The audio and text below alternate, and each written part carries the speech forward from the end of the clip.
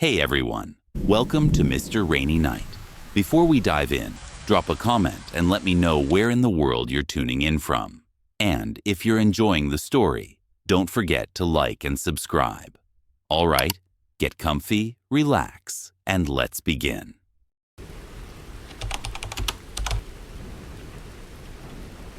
The forest is older than you, older than your God. Show respect, or be forgotten. Old Appalachian saying. The summer before college was supposed to be my last real breath of freedom. For years I had planned it, hiking a remote section of the Appalachian Trail. It wasn't some spontaneous trip. I had trained for it. I had hiked every trail near town, camped alone under cold stars, and gathered gear one hard-earned piece at a time. I was prepared, or at least I thought I was. When I told my dad, he insisted on coming along. For protection, he'd said with a wink. The irony still burns. I had protection, just not the kind he believed in. A bundle of sage and rosemary, coins, a lock of my hair, a sachet of salt, and iron nails tucked deep inside my bag, relics passed down from my grandmother. She never once entered the woods without them. I also carried more conventional tools, bear spray, a knife, a taser, but no weapon, no charm, no heirloom could have prepared me for what we woke up out there. When I showed my dad the things in my pack, he laughed. "You mean your little seasoning kit and Lucky Charms?" He chuckled. "They're not for bears or people," I said quietly.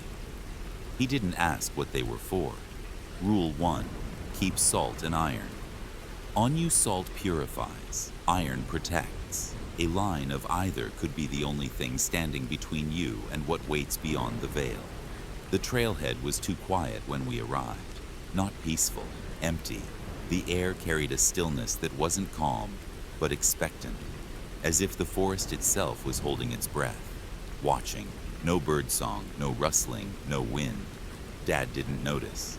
He stomped along in shiny new hiking boots, whistling an off-key tune, like we were heading to a picnic. But his whistle, it died in the air, swallowed whole before it even reached the trees. I stayed silent, slipping an iron nail beneath my shirt. It pressed against my collarbone, cold as stone. Rule 2, don't whistle in the woods. Grandma's voice echoed in my mind. It calls them to you. We walked for hours. As the light waned, I noticed the change. The trees were different. Not just thicker, wrong. Their bark looked scorched, twisted like burned flesh. Pines too dense, their trunks pressed too close together. The air grew damp and warm, like a lung inhaling but never exhaling. Daylight dimmed beneath the canopy, swallowed by branches that let almost nothing through. And that's when I felt it. Not saw, felt. Something ancient had stirred deep beneath the forest floor. Something cold, massive, and old enough to make gods flinch. It felt like it opened a single heavy eye and looked directly at us. I froze. Dad looked back, puzzled. "You coming, Ellie?" he shouted, swinging around with a walking stick he'd picked up from the side of the trail. And just like that, he shattered 2 rules. Rule 3, don't say your name. Out loud in the woods. Names are power. Names are invitations. Speak yours too loudly, and they learn it. Rule 4, don't take anything from the forest. Leave every stone, stick, and bone as you found it. Grandma had warned. Some things belong to the forest. Some things guard it. Yeah, I lied, forcing my legs to move. We had drifted off the marked trail without noticing. His sense of direction was about as sharp as his sense of danger. I should have known better than to follow. Rule 5, stay out of hollers. You don't know. Some places are thin, I once read. Time folds, trails change. You might walk forever and never leave. We kept moving, trying to veer back toward the main path. That's when we saw it, a clearing, and in the center, a circle of blackened stones surrounding a bare patch of earth. At its heart, a bundle of twigs bound tight with what looked unmistakably like human hair. Reddish blonde, matted, dark with something that wasn't mud. The air stank, copper, rot, blood baked into soil. "Leave it," I said sharply. "It's a warning." But Dad, skeptical, stubborn Dad, knelt and poked at it with his stick. "Some hiker's weird voodoo crap," he muttered.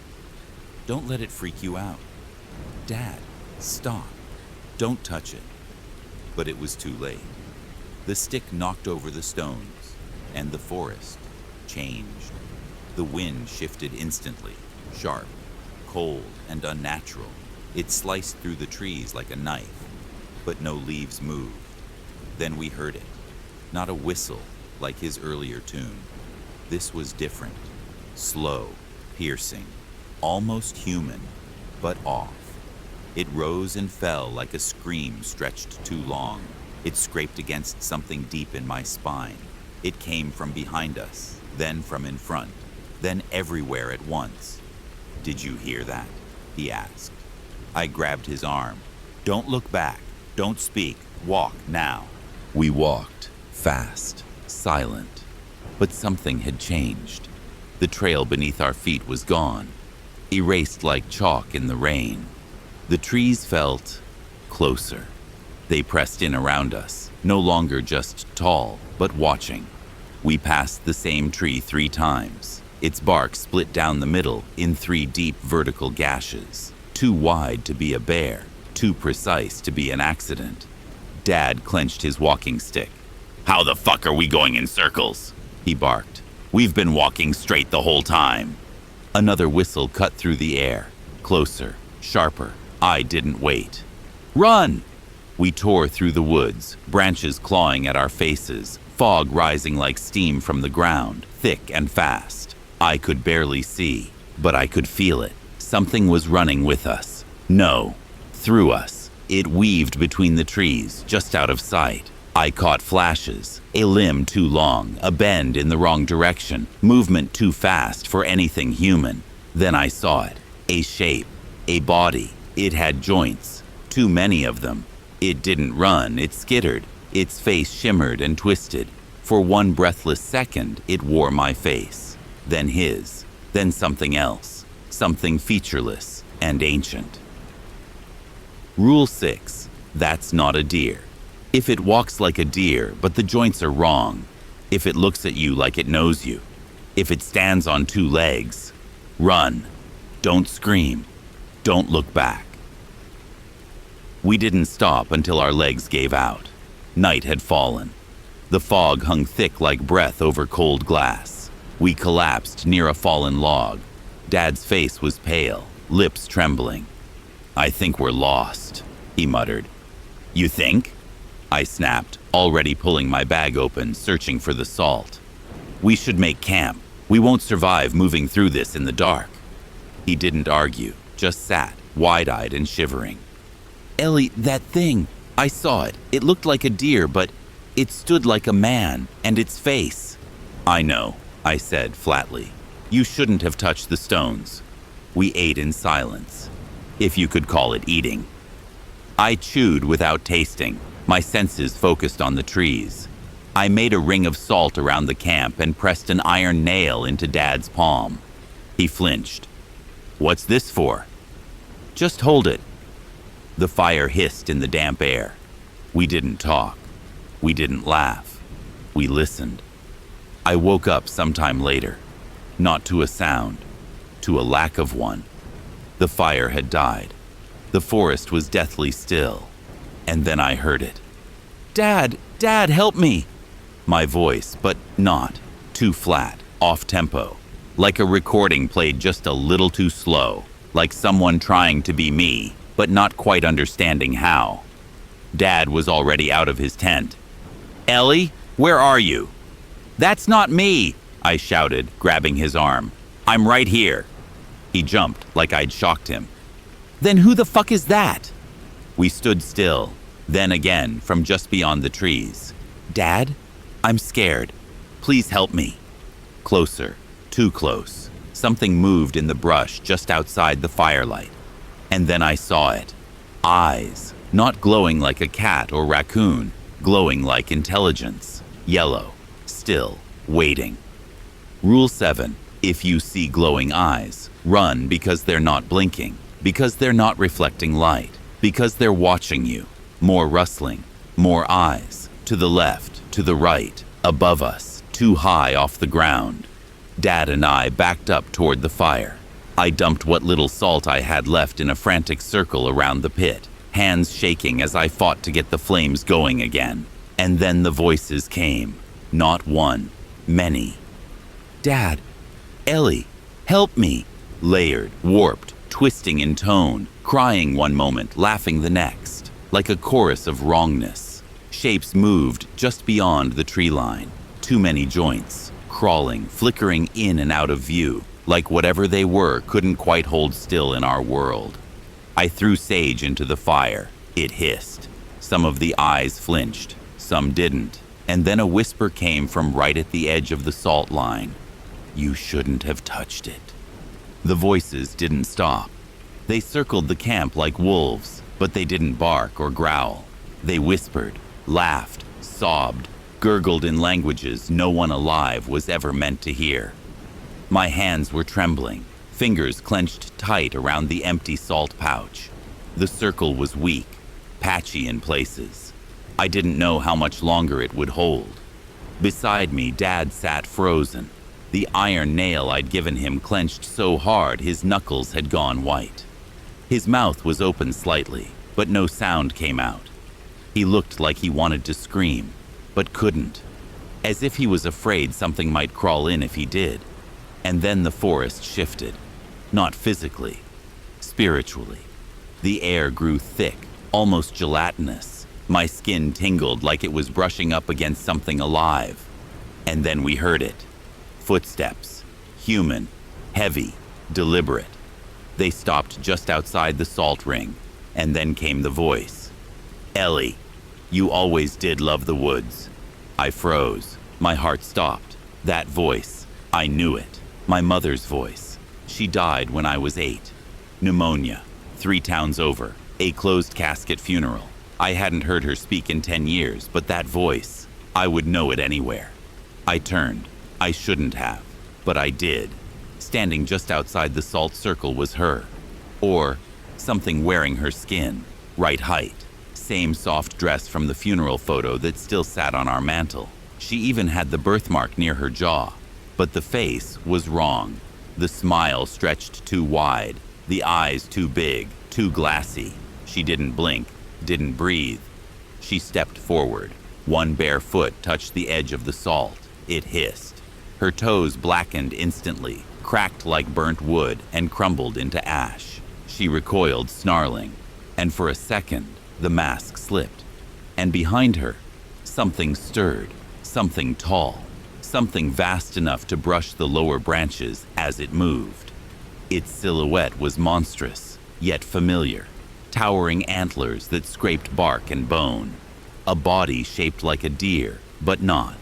Like something wearing a deer the way a human wears clothes. And it watched. Oh God, it watched. Rule 8. If you hear your name, don't answer. No matter how kind the voice, no matter how much it sounds like someone you love, if they're dead, they're gone. What's calling you isn't. Dad was whimpering now. This is my fault, he said through chattering teeth. He was right, but I didn't say it. The figure that looked like Mom leaned forward again, as if testing us, as if measuring just how close it could get before we broke. The salt held, but not for long. I didn't have a plan. I only had what little my grandmother had passed down, so I did the only thing I could. I offered. From my pack, I pulled a small cloth bundle, a coin, a piece of bread, and a strand of my own hair. My hands were shaking as I placed them on a flat stone in the center of the camp. Then I whispered the words, not prayers, not spells, just a plea passed down through blood and memory. For those who walked before, For those who guard the green, we mean no harm. Let us go unseen. Rule 9. Leave offerings if you must pass. Sacred ground, a coin for passage. Bread for peace, hair for humility. Do not speak their names, just hope they're listening. The forest shuddered. A low, guttural groan rose from the earth, like something ancient stretching after a long sleep. The wind tore through the trees, but no leaves moved. The fire hissed once, then stilled. And when I looked up, they were gone. The eyes, the voices, the figure wearing my mother's face. Even the fire burned lower, quieter. The forest wasn't safe, but it was still, like something had finally looked away. The sky began to lighten. Now, I said, grabbing Dad's wrist. We go now. Don't speak. Don't look back. We didn't pack. We left everything behind, because whatever we'd brought into that forest now belonged to it. I didn't recognize the path we followed. It wasn't the trail we came in on. It looked new. Crushed moss and ferns led ahead like a faint glowing thread. It wasn't a trail. It was an invitation to leave. And we took it. When we finally stepped out of the tree line and into the gravel parking lot, the sun was fully up. Our car was still there, covered in leaves, untouched, unreal. We didn't speak until we were 3 towns away. Dad drove like he'd escaped from hell, eyes wide, hands gripping the wheel as if it might vanish. Finally, he asked, "You said you had protection." "I did," I said. "And it worked?" I didn't answer, because I didn't know. Sometimes the forest lets you leave, and sometimes it follows you home. I was born in 2000, grew up in a quiet town nestled somewhere in northeast Ohio. The kind of place where everything felt small. The houses, the streets, even the dreams. We lived in a modest ranch-style home, single floor, 3 bedrooms, and just enough space for the 2 of us. It was just me and my mom. Dad left when I was still a baby. She was a good mom, at least from what I remember.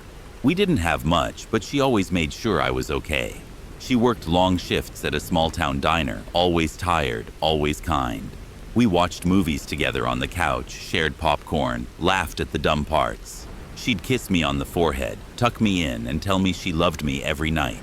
I felt safe, mostly, except at bedtime. I think I was about 6 or 7 when I first noticed it. One night, after she tucked me in and turned off the light, I heard the floorboards creak. Not from the hallway, from beside my bed. I froze, absolutely still under the blanket. My eyes strained in the dark. I heard it again, slow, steady breathing. Close, too close. Then I leaned over the edge of the bed. "Mom," I whispered. No answer, just a soft giggle, not playful, not cruel, just off. A few seconds later, she crawled out from under the bed like it was the most natural thing in the world, smiled like nothing was wrong. "Go to sleep, sweetheart," she said sweetly. "Mommy's here." And then she just left the room. The next night, it happened again. She tucked me in, said goodnight, turned off the light, and I heard it. The gentle thud of knees hitting the floor, the shifting mattress as something, she, slid underneath. Then the breathing. I didn't question it. I was just a kid. I thought maybe it was some kind of game, something moms did, something my mom did. But over time, it didn't feel like a game. It felt like a routine. Every single night, she'd tuck me in like nothing was wrong, and then crawl under the bed and lie there, silent, breathing. And then came the tapping, not loud, just fingers, or maybe knuckles, tapping on the wooden slats beneath my mattress. Odd little rhythms. 3 taps, then 2, then 4. Sometimes it felt like a song, sometimes just random nonsense. But every time I shifted or sat up, she'd stop and wait.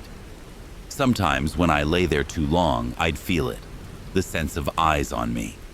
I'd glance down toward the foot of the bed, and there she'd be, watching, her face barely visible in the dark, one eye catching the hallway light. No expression, just there. I stopped sleeping well.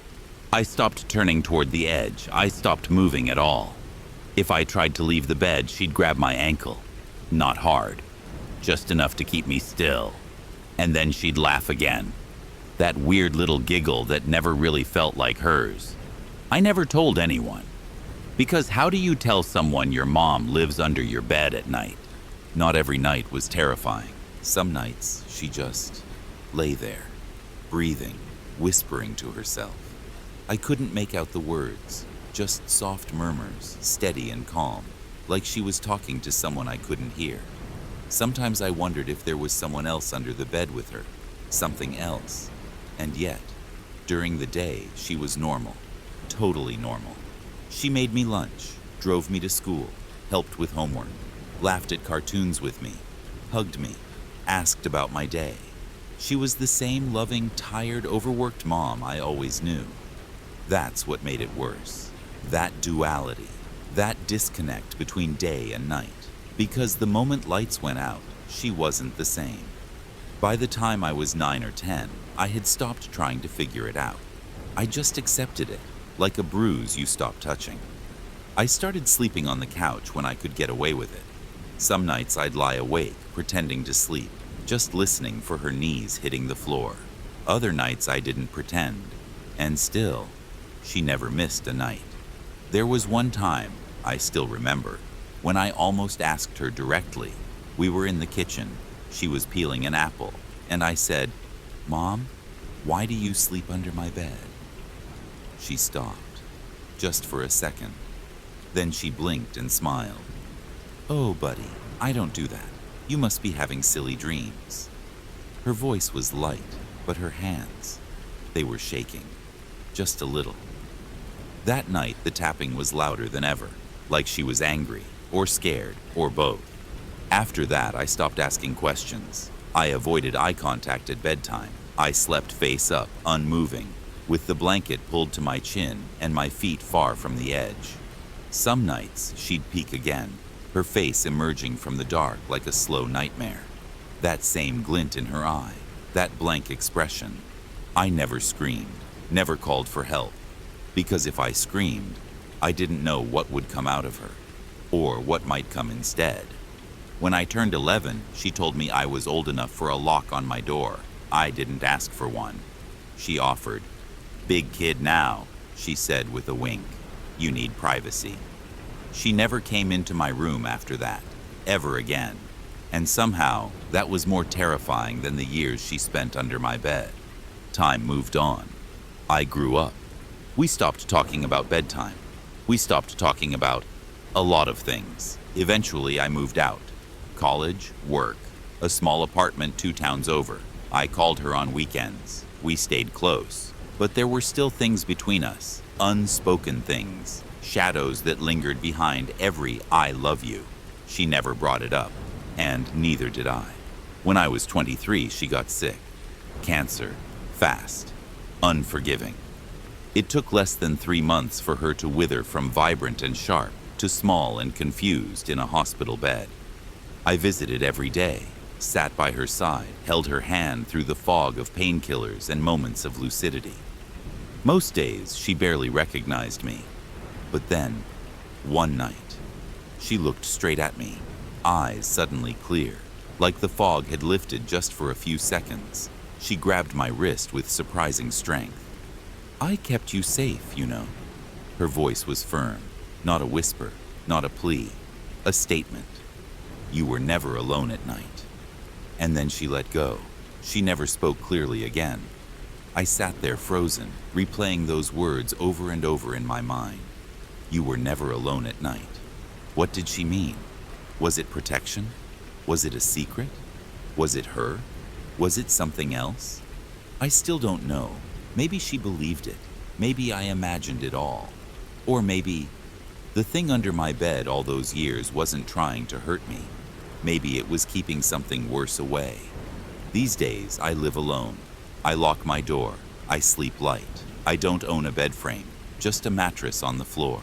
And I never ever leave space beneath it, because I can still hear it sometimes. The tapping. 3, 2, 4. And that soft little giggle right next to my ear. It started 3 days ago. I was on my lunch break at work when my phone buzzed. Just a text. Nothing strange about that. Except there was no number, no name, just a blank space where a sender should be. And a message. Hide and seek? I stared at it for a moment, confused. Thought it was a wrong number, some kid texting the wrong friend. I replied out of courtesy. Think you've got the wrong number. Whoever you're looking for isn't here. Then I went back to work. Didn't think twice. By the end of my shift, I pulled my phone out again and saw a new message waiting. Same blank sender, same message, just slightly longer. Hide and seek? This time, the dots dragged, like it was waiting, like it was asking again. I frowned, typed out a firmer reply. Like I said, wrong number. Who are you trying to reach? A few seconds later, the response came. You, hide and seek? Something about it didn't sit right. The wording, the tone. It wasn't a question anymore. It was a prompt. I'd had enough. No number or not, I blocked the thread. The option still showed up somehow, and I took it. When the screen cleared, I felt a little better. Weirdness over. Or so I thought. I got in my car and headed home. Just as I pulled onto the main road, another buzz. But this time it was from Mike, my roommate. My car's text-to-speech system read it out loud. Hey, can you grab some beer on your way back? We're out. I groaned. Typical Mike. Always drinking the last one and asking for more. Still, I figured I could use a drink myself after the weird text situation. I replied, sure, but next time you finish it, you're buying. I stopped by the gas station near our apartment and picked up a case of Miller. As soon as I got back in the car, the dashboard chimed again. I expected another message from Mike. Maybe more demands, but the voice read something else. Seek? Drink? I slammed on the brakes. It wasn't from Mike. It wasn't from anyone. Just like before. No sender. Just those two words. I called Mike immediately. He answered after a few rings, voice lazy and slurred. Yo, what's up? Did you get the beer? Yeah. Are you screwing with me? How are you sending those messages without showing your number? Some kind of app? Huh? What messages? The hide and seek crap, and now this weird seek drink thing. There was a pause. Dude, that wasn't me. Another pause. Okay, weird. Get home, man. I need another one. My buzz is fading. He hung up. I sat in the driver's seat, a knot tightening in my chest. This wasn't some prank. Something else was happening. Something that wasn't done playing yet. I got home just before midnight. Mike met me at the door. Or more accurately, he grabbed the beer and walked back to the couch like nothing had happened. No mention of the strange message, no questions. Just cracked one open and kept watching TV. Nice to see you too, I muttered. I thought about bringing it up again, asking if he was sure he hadn't messed with me. But what was the point? He was already half gone, and I was too tired to argue. I grabbed a beer for myself and retreated to my room. The moment I stepped in, my phone buzzed. Another message. Same blank sender. Almost time, hide, or seek? The words sat there on the screen, like cold breath on glass. I tried to respond, firmly this time. Stop messaging me. I don't know who you are, and I don't want to play. Leave me alone. I blocked the thread again, even though it never really seemed to work. Then, for good measure, I powered my phone off and tossed it onto the nightstand. Out of sight, out of mind. I climbed into bed, pulled the blanket up to my chest, and tried to forget the whole thing. I don't know how long I was asleep, but I woke to a knock at my bedroom door. 3 sharp raps. I sat up with a jolt, my heart already racing. Then I heard Mike's voice, slurred, confused. Hey man, I think someone's trying to get a hold of you. Got a weird message, kinda like what you were saying earlier. Trippy stuff. I opened the door and saw him standing there, holding his phone. His face was pale. I took the phone from him. There it was. Last chance. Hide or seek. The words hit harder this time, like a countdown nearing 0. I looked at him. When did this come in? He shrugged. I don't know. A while ago. I wasn't really paying attention. I didn't reply, just stepped back into my room and turned my phone back on. New message. Okay. You. Hide. Something in my stomach dropped. It felt final. Not a warning. A command. Then the lights went out. Total black. No flicker. No warning. Just gone. For a moment, I thought it might be a power outage. Until I heard it. The front door creaked open. Slow. Deliberate. I knew I'd locked it. The air in the room changed. Thick. Cold. Almost wet. The kind of cold that doesn't just make you shiver, it gets under your skin. Something was here. I dropped to the floor and whispered the only thing that came to mind. Hide. I crawled under the bed and pulled myself as far back as I could. My phone, which had just come back to life, died again in my pocket. Battery gone. Just like that. Darkness surrounded me. And then I heard it. Footsteps. Heavy. Measured. Not Mike. And a smell followed them. Rotten. Like something pulled out of the earth after too long. The floor creaked. The steps moved closer, then paused. I heard the closet door creak open, then close again. Soft. Careful. Mike. He must have hidden in there. But if I could hear it, so could it.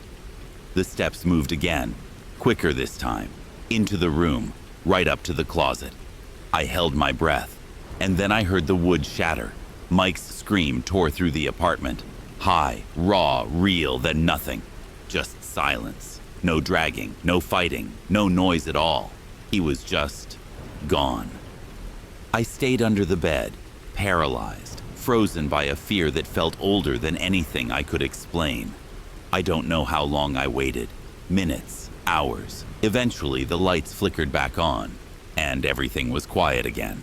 Except Mike was gone, and the closet door was in pieces. I didn't move at first, even with the lights back on, even with the silence hanging heavy in the air. I stayed under the bed. Every instinct told me that whatever had come through our door wasn't gone. Not really. But eventually I had to move.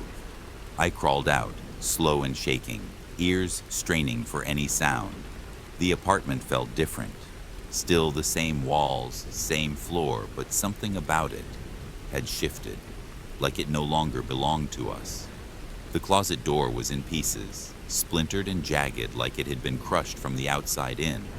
But inside, nothing. No blood, no clothes thrown around, no sign of Mike, just emptiness. I stumbled into the hallway, called his name. Once, twice, 3 times, nothing. The living room was untouched. The fridge door was still half open from earlier. The beer he'd taken, still sitting on the coffee table, still cold.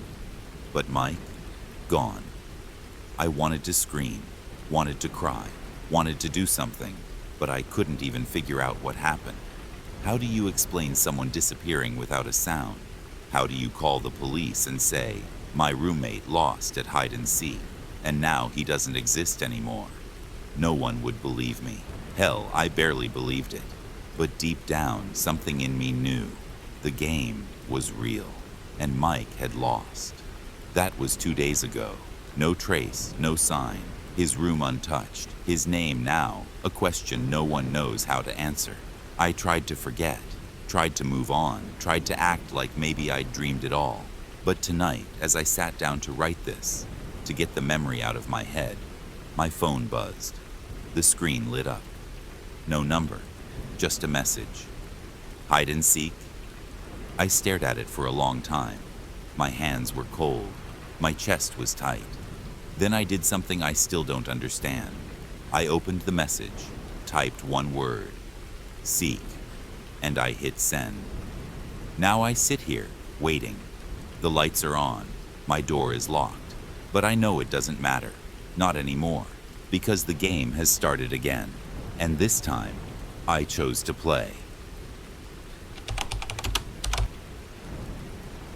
It was 3:23 a.m. when the station doors slid open and a woman burst inside, breathless and trembling. Her hair was matted with sweat, eyes wild, and her chest heaved like she'd run for miles. She slammed her hands down on the counter in front of me and said, "I need to be arrested. Please." I blinked, stunned. "Okay. What crime have you committed?" "None," she whispered, voice shaking. That gave me pause. Now, I've had my share of strange encounters working night shift at a rural police station. Drunks, delusions, meth heads with stories about aliens in the cornfield. But this woman wasn't ranting. She wasn't disoriented. She was focused, like every second was borrowed time. I leaned forward slightly, watching her eyes dart between me and the station's glass doors behind her. She craned her neck backward suddenly, so far that I heard her joints pop. "Because," she said, inhaling deep like it might be her last, "we're all in danger." I followed her gaze to the entrance, nothing but darkness beyond the glass, asphalt, a few scattered trees, and the kind of silent emptiness only 3 a.m. can provide. "Is someone following you?"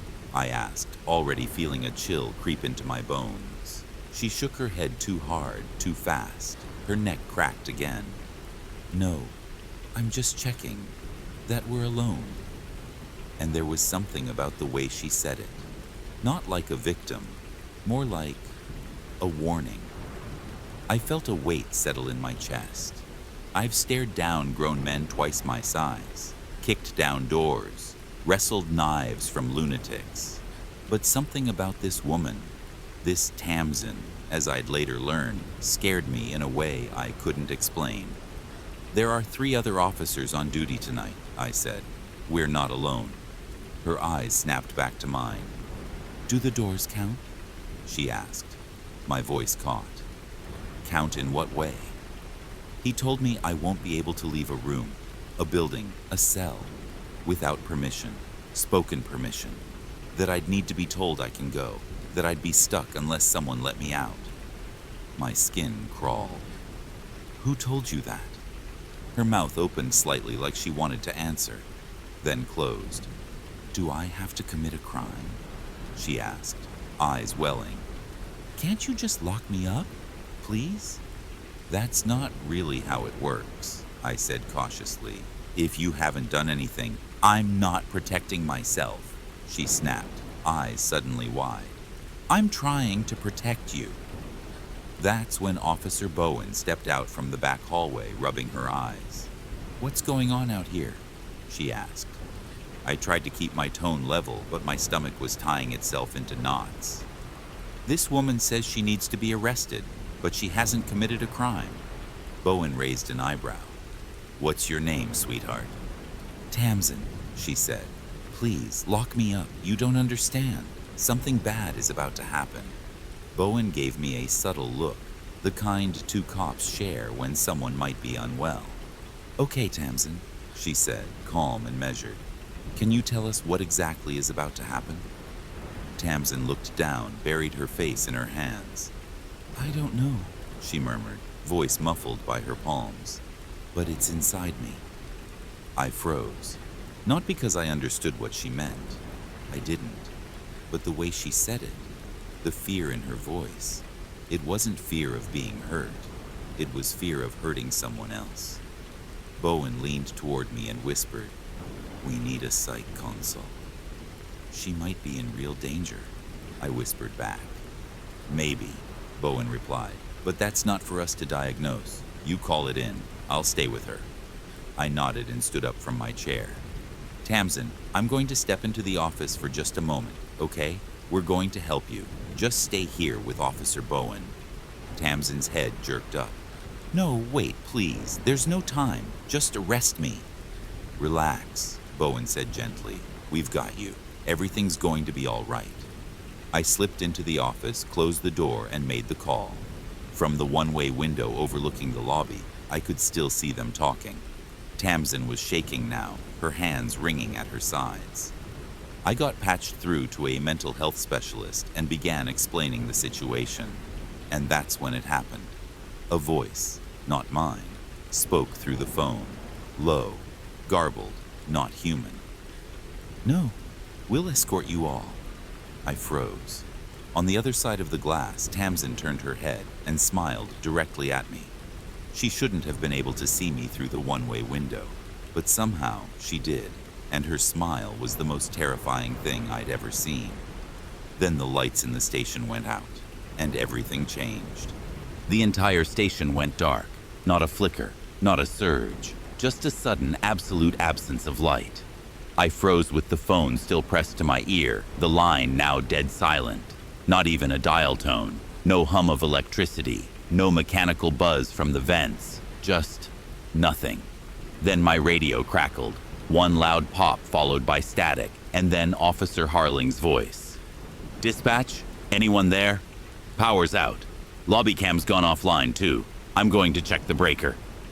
I pushed the button on my belt mic, tried to respond. Nothing. It was dead. I stepped out of the office and into the hall, the emergency lights barely illuminating the station in a dull, reddish hue. It was like being trapped in the faint glow of an artery. Alive, but wrong. When I reached the lobby, it was empty. Tamsin was gone. So was Bowen. But there were no signs of a struggle. No blood, no broken glass. Just the faint smell of iron, sharp and metallic, clinging to the air like something wet had passed through. "Bowen?" I called. No answer. I pulled my flashlight from my belt, flicked it on. The beam cut through the reddish gloom, and I scanned the corners of the lobby, the hallway, the holding cells. Empty. Still. Too still. I rounded the corner to the main corridor. And that's when I noticed something even stranger. The doors. All of them were wide open. Every single internal door in the station, including the secured ones, stood open as if something had passed through them without care. But the front door? Still locked. Tamsin didn't run. She didn't leave. Which meant she was still inside. And so was Officer Bowen. I tapped on the breaker room door. "Harling?" No response. I opened it slowly, bracing myself, but he wasn't there. The panel was open. A few wires were exposed. Nothing looked tampered with, but something about the room felt wrong, like I wasn't alone in it, even though I could see clearly that I was. Then my flashlight flickered. For a split second, the beam illuminated something at the far end of the hallway, something tall, unmoving, too tall to be human. Its shape was vague, like it didn't fit into the hallway properly. Like it was being forced into our reality and the world around it didn't know what to do. Then the light died completely. I slammed the flashlight against my palm once, twice, until the beam came back. The thing was gone. But where it had stood, the air shimmered faintly, like heat rising from asphalt. And I could hear it now. A whisper. Not words, just breathing. Deep, guttural, wrong. I backed away slowly, heart hammering against my ribs, and radioed again. Out of habit more than hope. Still dead. I reached for my service weapon, unholstered it, and made my way back toward the dispatch room. That's when I heard Bowen scream. It wasn't a long scream, just one sharp burst of sound, like she'd seen something, had barely enough time to react. Then silence. The kind that presses against your eardrums and makes you feel like the whole world is holding its breath. I ran, straight toward the locker room where the sound had come from. The lights flickered again, just once, and in that brief flash, I saw a smear of blood on the floor. It led toward the showers. Bowen's badge lay beside it, still warm, but there was no body, only the same faint metallic scent as before. Stronger now, almost choking. I wanted to call for backup, wanted to call anyone, but my phone had died. The radios were fried, the cameras were down, and I was completely alone. Or worse, I wasn't. I followed the trail of blood down the hallway. Each step felt heavier. like the air was thickening, pressing down on my lungs, resisting every breath I tried to take. The smear stopped just outside the evidence room. The door was open, but not broken, held open, like someone had invited something in. I raised my weapon, cleared the corners as I entered. Empty, silent. Then I heard a footstep behind me. I turned fast, but it was just Harling. Or at least, it looked like Harling. He stood at the end of the hall, partially shrouded in shadow. No flashlight, no weapon, just standing there. I exhaled. Jesus, man, where have you? Then he stepped forward, and I knew something was wrong. His gait was wrong, too smooth, like his joints didn't need to bend.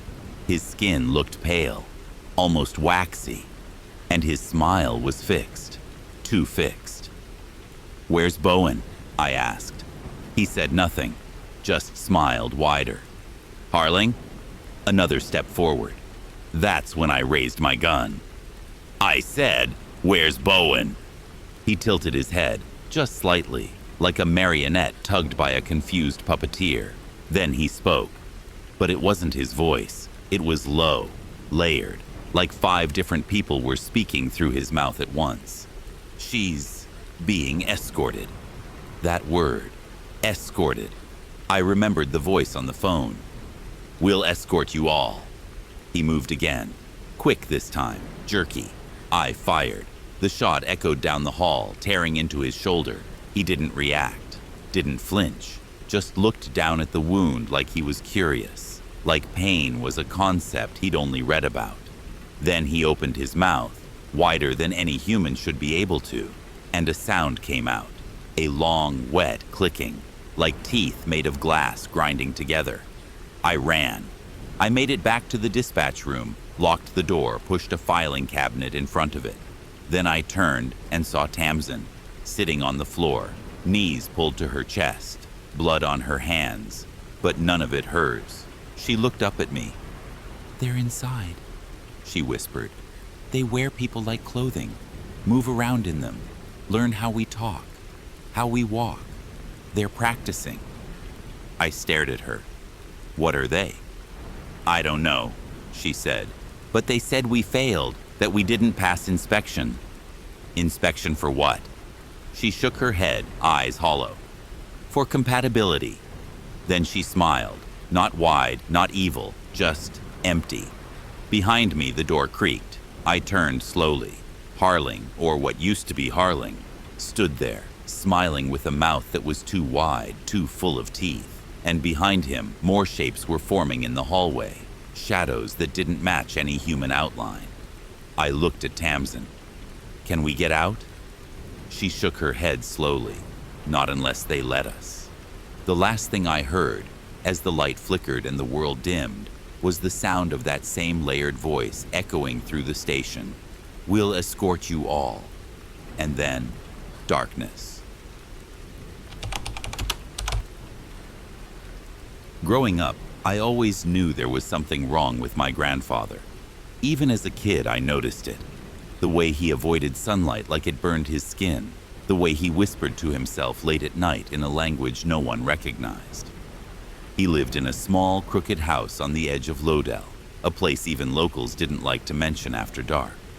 I only visited once or twice a year, and each time, it felt like the house had shifted slightly, like it was alive, rearranging itself while no one was watching.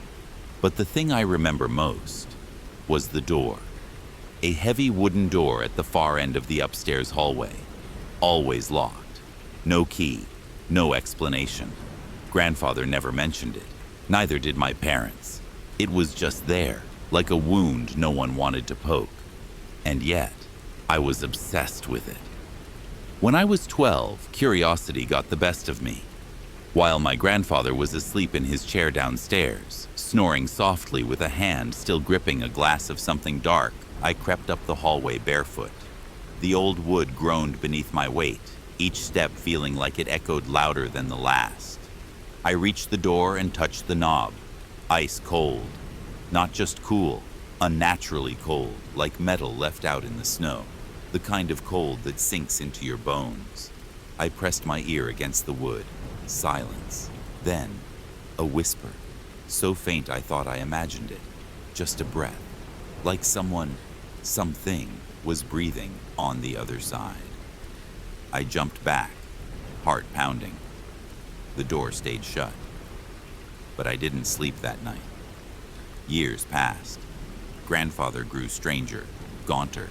His skin thinned to parchment. His eyes seemed darker, not tired, just deeper, like something was looking through him. He stopped eating with us, stopped answering the phone. Eventually, we stopped visiting altogether, until the call came. He was dead.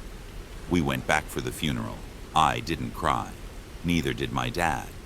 But he did agree to help clean out the house, despite how much he hated being there. "Just get it over with," he muttered as we stepped inside. The smell hit us immediately. Not death, not rot, just wrong, like something sour had been festering in the walls. We split up.